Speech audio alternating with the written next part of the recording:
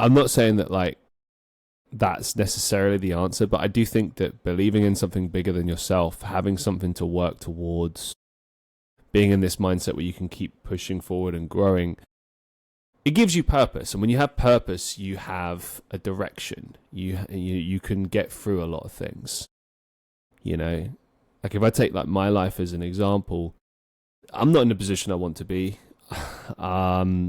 I've had so many failures over the years, so many setbacks. It's affected me emotionally, physically, in every way you can imagine. And at this point in my life now, the only thing that's really left is to just keep going, to keep seeing where the tunnel leads, you know?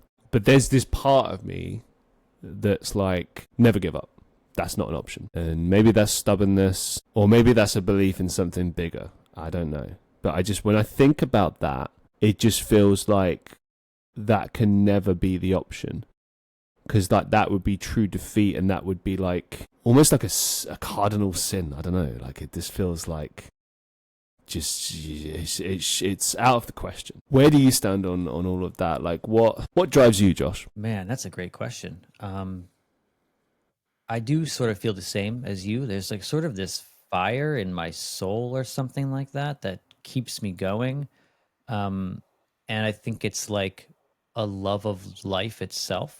And a lot of it is gratitude.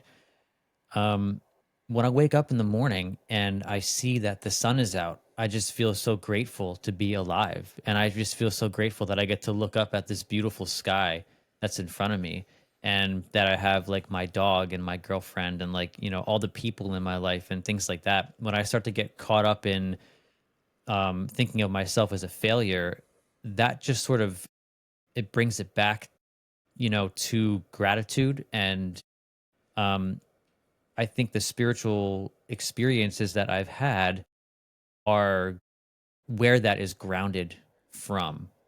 Because I was at a point before I had any sort of spiritual inclination where, again, like the atheism breeds nihilism to a degree. Nihilism just sort of manifesting itself as you looking at the world as if nothing matters and there's no meaning, and I've already achieved everything that I'm capable of and I'm worthless, and this like weird like mechanistic judgment of yourself based upon like the rules of the societal game or something. If I'm not, if I don't have like this massive career with all this money, then I'm a failure or something. And the spiritual experiences that I've had brought me back into myself and who I am and what I am, and appreciating that I am connected to everything and everyone. And I can go outside and I can look at a tree and I can say, like, it might sound weird, but I can say like that tree is me, like we are all just like manifestations of the universal intelligence of creation or something. A scientist would say their phrase for this is, we're all made of stardust, we're all made of the same stuff. And there's different ways to say it. Science will say it one way, religion will say it another, my flavor of spirituality will say it another way.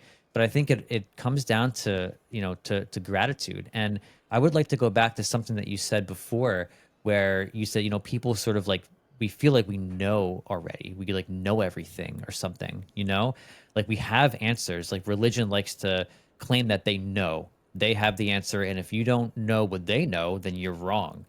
And I like to ask myself, like, what does it even mean to know? Because I don't feel like you can know spirituality. You can only be it.